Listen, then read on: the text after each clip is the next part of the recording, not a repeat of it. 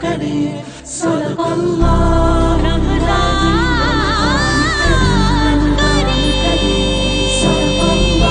ہمیں شروع کر کے باتیں کریں. خوش آمدید اے پلس کی خصوصی رمضان ٹرانسمیشن میں. اور جیسے ہم نے کہا ہے کہ ہم بیچ بیچ میں قرآن کا ذکر لاتے رہتے ہیں. مفتی طاہر تبسم تشریف فرمائے. سورۃ القصص جو ہے وہ مکمل اس میں آئی ہے 20ویں پارے میں. السلام علیکم عمران ہاشمی, آپ کو بھی خوش آمدید. سورہ قصص مکمل جو ہے وہ 20ویں پارے میں آئی ہے اور اس میں ایک واقعہ بیان ہوا ہے قارون کا. اور میں بھی یہ پڑھ رہی ہوں کہ بائبل کی روح سے قارون جو ہے حضرت موسیٰ کا چچا زاد بھائی تھا. اور اس کا شجرہ نسب بھی میں نے کہا ہے نیم کو کہ اگر ہمیں دکھا سکے یہاں پہ جو میں نے بھیجا ہے ابھی, کہ وہ پورا نسب میں وہی اسی باپ اسی چچا کی اولاد ہے جو کہ حضرت موسیٰ علیہ السلام کے پاس ہونا. اور اسی کو وہ کہتا بھی تھا کہ جو بائبل آگے یا تورات ہمیں قصہ سناتی وہ یہی ہے کہ جب ساری قوم محترم اور مقدس ہے تو تم میں ایسی کیا خاص بات ہے, تم اللہ کے نبی کہاں سے ہو گئے. اور اسی بغاوت کی وجہ سے پھر اللہ تعالیٰ نے اسے زمین میں دھنسا دیا. لیکن اصل واقعہ آپ کے علم کے مطابق کیا ہے؟ جی قرآن پاک نے اس کو بیان کیا ہے اور اس سورہ قصص میں دو ہی مین واقعات. اس کا ایک حصے میں وہی حضرت موسیٰ اور فرعون کا واقعہ اور دوسرے میں یہ قارون اور موسیٰ علیہ السلام کا واقعہ. اور قرآن نے یہ کہا ہے کہ اِنَّ قارون من قوم موسیٰ فبغى علیہم, کہ کہا قارون جو ہے یہ قوم موسیٰ سے ہی تعلق رکھتا تھا. بالکل. اور یہ جو بات آپ نے کہی ہے کہ حضرت موسیٰ علیہ السلام کا فرسٹ کزن بھی تھا, بالکل, چاہے چچا زاد یا خالہ زاد, بالکل. اب اس قوم سے تعلق رکھتا تھا, لیکن اصل بات اگلا لفظ ہے فبغى علیہم, یہ اپنی قوم سے غداری کر رہا تھا. حضرت موسیٰ علیہ السلام کو نہ ماننے کا جہاں تک تعلق ہے, ان پر ایمان نہ لانے کا جہاں تک تعلق ہے, تو یہ حسد اور یہ رشتے میں اتنا قرب یہ بندے کے سامنے حجاب بن جاتا ہے, باعث بھی نہیں ہے, حجاب بن جاتا ہے. چونکہ ظاہر بات ہے جب بندہ اپنے اتنے قریبی کو کسی بھی حوالے سے آگے بڑھتا ہوا دیکھتا ہے, روحانی حوالے سے, مادی حوالے سے, تو حسد پہ اتر آتا ہے. تو وہ حضرت موسیٰ علیہ السلام سے حسد بھی کر رہا تھا. اور بھی بہت ساری اس کی مثالیں ہیں کہ جس طرح بلعام بن باورا جو تھا وہ بھی اسی حسد میں مارا گیا تھا. وہ کہتا تھا کہ مجھے نبوت ملتی نا, میں بڑا عابد زر بڑا عالم فاضل ہوں تو مجھے نبوت ملتی, تو یہ بھی انہی میں سے ایک تھا. اب یہ حسد میں مارا گیا. دوسرا یہ تھا جو اصل سمجھنے کی بات ہے آج کے ہمارے اس دور کے لیے, کہ یہ تھا تو بنی اسرائیل سے تعلق رکھتا, لیکن فرعون کا درباری اور حواری بن گیا, اس کا مخبر بن گیا, اپنی قوم کو غلام بنانے میں اور غلامی پر ایگری کرنے میں سارا فوکس تھا اس کا. اور قبطیوں کے لیے یہ کام کیا کرتا تھا, قبطیوں کے لیے کام کرتا تھا, فرعون کے لیے کام کرتا تھا.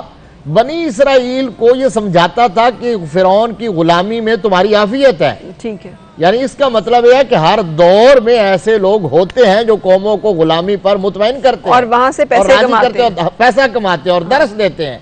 آج بھی لوگ یہی درس کے دیتے ہیں کہ فلاں کی غلامی اختیار کرو گے یا فلاں سپر پاور کی اگر غلامی میں رہو گے تو تمہارے لیے عافیت ہے. تو یہ ہر دور میں رہے. اچھا, پھر ایک اور بات یہ ہے کہ قارون کا خزانہ مشہور ہے, جو پبلک میں کنجیاں جو ہیں وہ اونٹوں پہ لادی جاتی ہیں. قرآن نے کہا کہ ان مفاتیحہ لتنوء بالعصبہ, کہا کہ اس کے خزانے کی جو ہے نا گہرائی اور اس کی کثرت, اس کا اندازہ صرف ایک بات سے لگا لو, وہ کتنا تھا یہ تو کسی کو معلوم ہی نہیں ہو سکتا, لیکن خزانہ اتنا تھا کہ اس کے خزانوں کی جو چابیاں تھی اونٹوں کی ایک جماعت اس کو اٹھایا کرتی تھی اور وہ بھی مشکل سے اٹھایا کرتی تھی. اچھا, وہ خزانہ ملا کہاں سے تھا؟ میں یہ کہہ رہا تھا کہ چونکہ پبلک کو قارون کے خزانے کے حوالے سے بات ہے, جی قارون کا خزانہ تھا, سمجھنے والی باتیں ہی ہیں کہ وہ بنی اسرائیل سے تعلق رکھتا تھا, بنی اسرائیل سے غداری کر رہا تھا.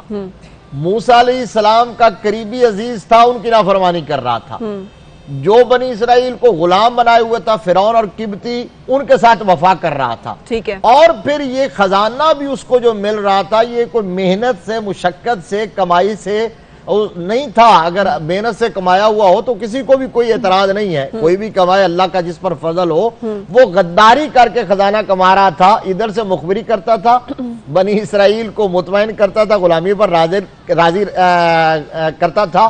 تو اس کے بدلے میں فرعون جو تھا اس کو نوازا کرتا تھا خزانے, جس کی وجہ سے اس کے پاس اتنا مال و دولت تھا. اور آج کے دور میں یوں سمجھ لیں کہ ٹھیکے دیا کرتا تھا, یعنی سڑکوں کے ٹھیکے اور فلاں چیز کے ٹھیکے تو یہ اس قارون کو فرعون ٹھیکے دیتا تھا اور اس سے اس نے مال کمایا ہوا تھا.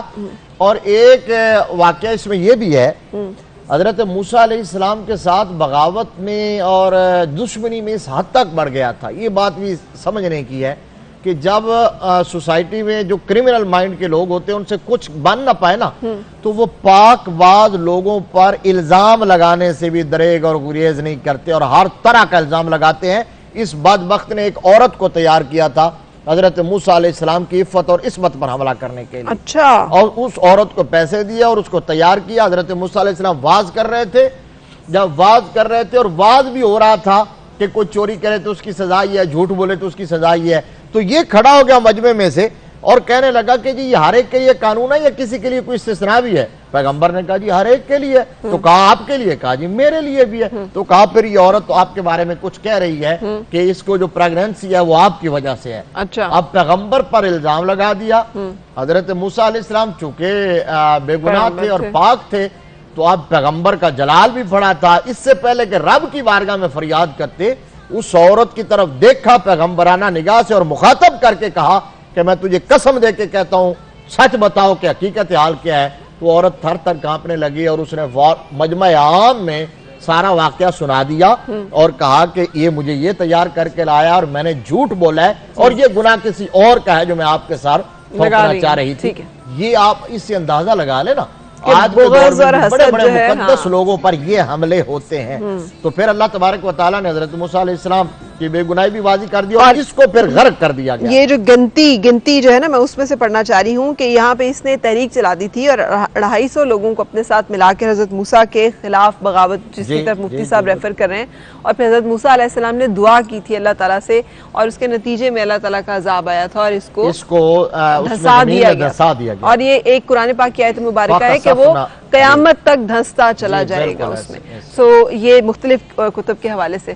شاہدہ امینی صاحبہ, میں نے آپ سے باتیں بھی کرنی, بڑا انٹرسٹنگ ہے. یہ تشریف لائی ہیں تو انہوں نے آتے ہی پہلے تو سارا سینیٹائز کیا ہے, پھر ابھی تک گلوز ہاتھوں پہ پہنے ہوئے, اور یہ اچھی بات ہے کہ اتنی احتیاط کر رہی ہیں آپ. اس سے عوام کو بھی یہ میسج جانا چاہیے کہ ہم جیسے لوگوں کو بھی کہ احتیاط بہت لازم ہے, بہت ضروری ہے.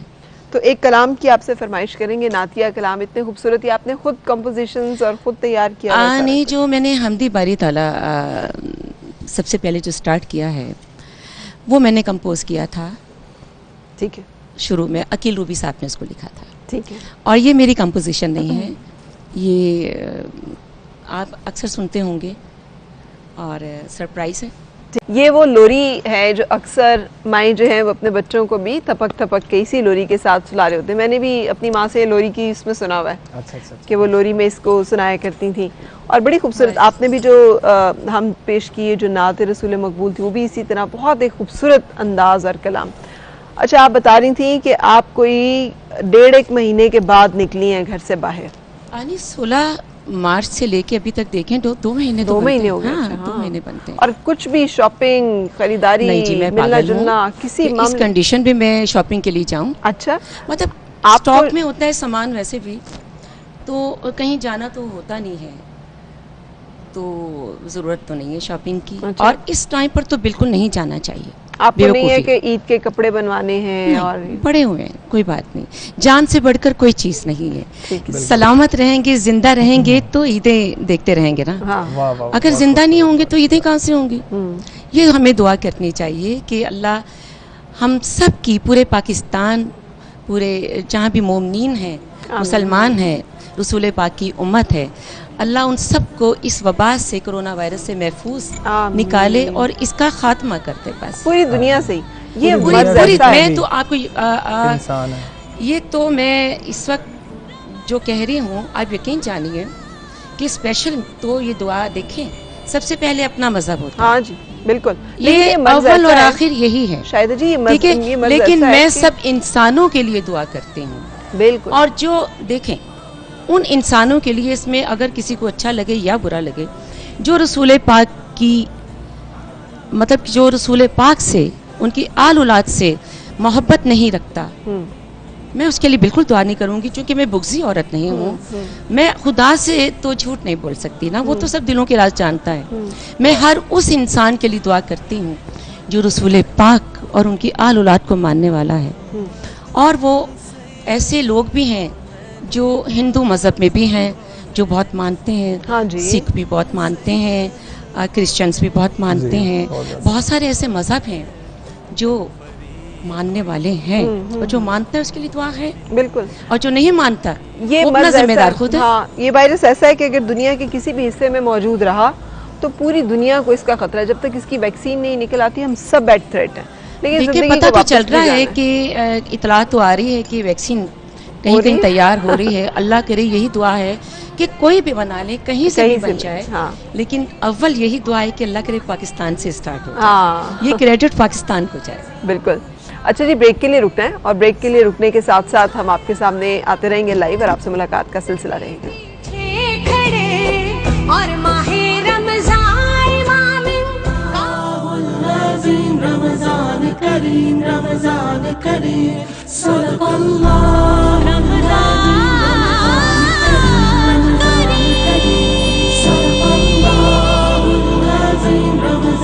کا خاص کرم ہے کہ اللہ نے مجھے اس قابل سمجھا کہ میں نے حمد باری تعالیٰ سے سٹارٹ کیا, اسے کمپوز کیا. اس کے بعد ڈھیر ساری نعتیں پڑھی جو کہ ایک فلم سے 200 فیچرز فلمز میں نے کام کیا, بلکہ اس سے بھی زیادہ فلموں میں, پھر گانا, پھر مالڈنگ, پھر کمرشلز, یہ سارا اس سب فیلڈ سے تھیٹر. اور اس کے بعد آ کر آپ نعتیں پڑھیں اور آپ کو لوگ ایکسیپٹ کریں, یہ خدا کا خاص کرم ہے. اور بلکہ میں جب کہیں بھی جاتی ہوں لوگ کہتے ہیں آپ کی وہ نعت جو آپ نے پڑھی ہے شاہ مدینہ, مطلب وہ ان کو یاد ہوتی ہے اور کہتے ہیں بہت اچھی پڑھی ہے, اور آپ پڑھا کریں.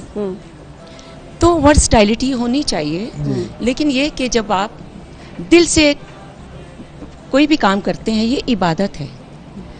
اور جب ہم آ کر پڑھتے ہیں تو اسی طرح جیسے ہم عبادت کر رہے ہیں, نماز کے لیے آئے ہیں, تو باوضو آپ کا ذہن, آپ کی آنکھیں, آپ کی سوچ سب باوضو ہونا چاہیے.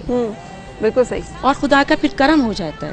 یہاں تک کہ جب میں اپنے کام پر آتی ہوں, آپ یقین جانیے اسی طرح جیسے میں عبادت کے لیے جا رہی ہوں, شاید اسی لیے برکت مولا نے ڈالی میرے کام. بالکل بالکل اسی کی برکت ہے. میں بار بار یہ کلام وہ جو ہے سینگ واصف علی واصف صاحب کی دہراتی ہوں اور دہراتی رہوں گی, کسی مجھے بہت پسند بھی ہے اور یہ حقیقت بھی ہے. وہ یہ کہ عطا میں خطا کا سوال ہوتا ہے.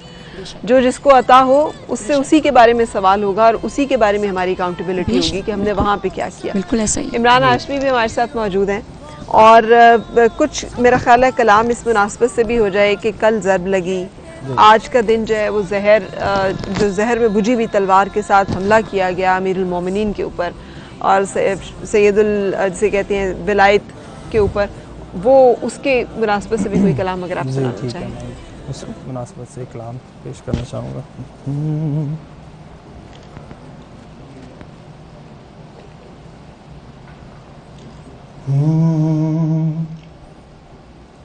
فقیروں کا ہے کیا چاہے جہاں بستی بسا بیٹھے, فقیروں کا ہے کیا چاہے جہاں بستی بسا بیٹھے, فقیروں کا ہے کیا چاہے جہاں بستی بسا بیٹھے, علی والے جہاں بیٹھے وہیں جنت بنا بیٹھے, علی والے جہاں بیٹھے وہیں جنت بنا بیٹھے. اور کلندر اولیاء صوفی ملنگ مست دیوانے, کلندر اولیاء صوفی ملنگ مست دیوانے, علی کے عشق میں دنیا تو کیا خود کو بھلا بیٹھے، علی کے عشق میں دنیا تو کیا خود کو بھلا بیٹھے۔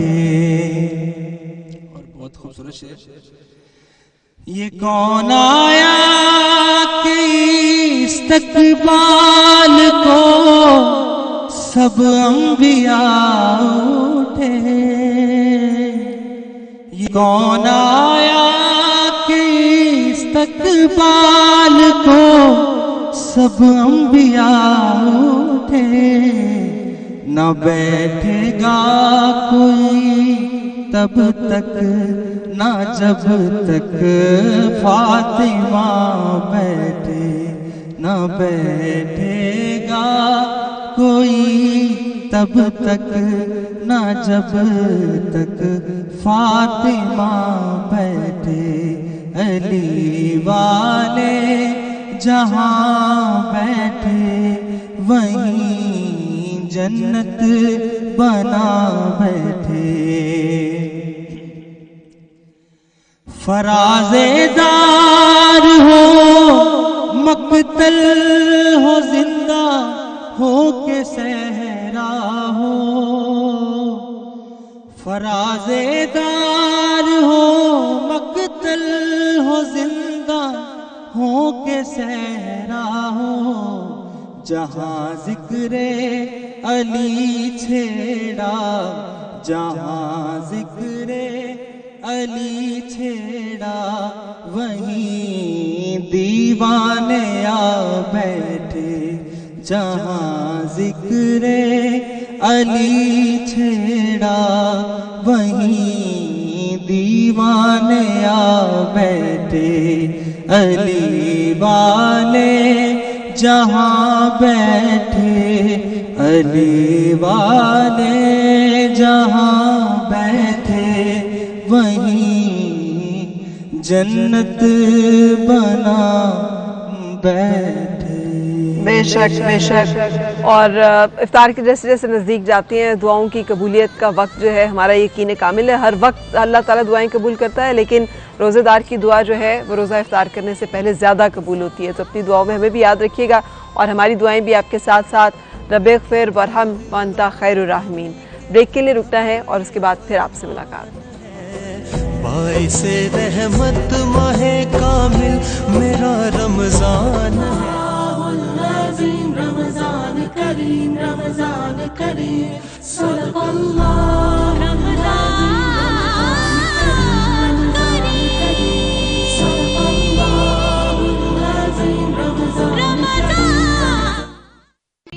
واہ ماشاءاللہ۔ یہ اب آپ نے جو بھی شاہد امینی صاحبہ کلام سنایا ہے، یہ آج ہم 20ویں سپارے کی طرف ہیں، 20واں روزہ 20واں سپارہ، آپ کی آنکھوں میں بھی آنسو اور یہ حالات بھی اس طرح کے کہ ہم واقعی بے کس اور بے بس اور بے یار و مددگار، اور ہم اپنے رب کو ہی پکار رہے ہیں۔ اور 20ویں پارے میں اللہ تعالیٰ کی آیت مبارکہ بھی ہے کہ کون سنتا ہے اس بے بس مجبور بے بس دل کی فریاد جو مجھے پکارتا ہے۔ تو یہ آپ کا کلام جو بالکل آج کا جو ہم نے پڑھا اپنا قرآن پاک میں اس کے ساتھ کہ بے شک وہی سنتا ہے ہماری پکار کو۔ بے شک جی، کیوں نہیں وہی سنتا ہے، اور وہ ہمیشہ سے جب بھی ہم نے پکارا ہے اس نے ہماری فریاد سنی ہے، اور یہ ہماری آزمائش ہے۔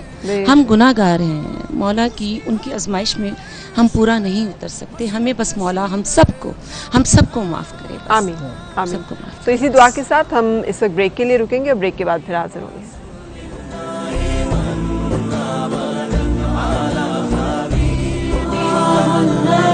رمضان کریم رمضان کریم صدق اللہ رمضان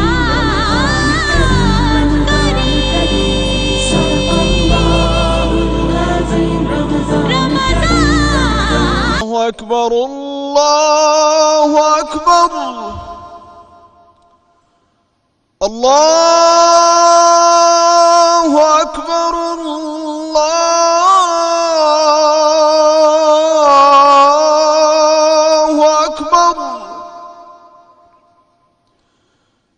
أشهد أن لا إله إلا الله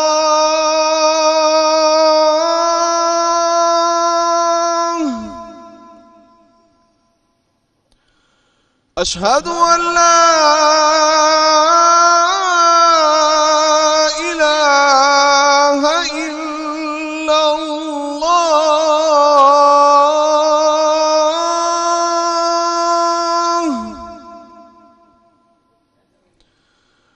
أشهد أن محمدًا رسول الله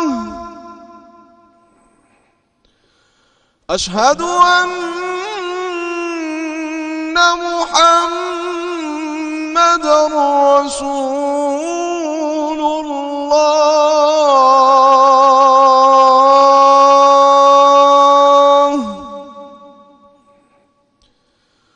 حي على الصلاة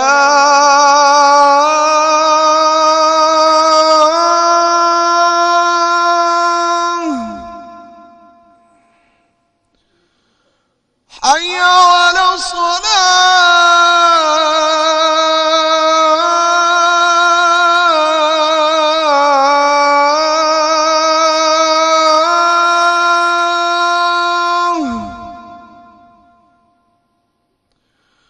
حي على الفلاح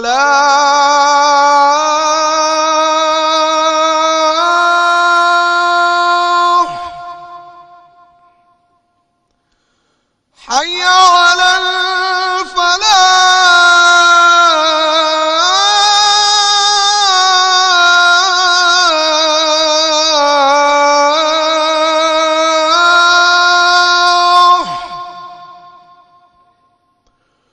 الله أكبر الله أكبر لا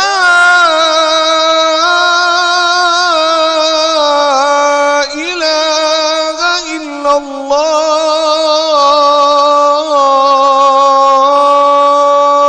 الله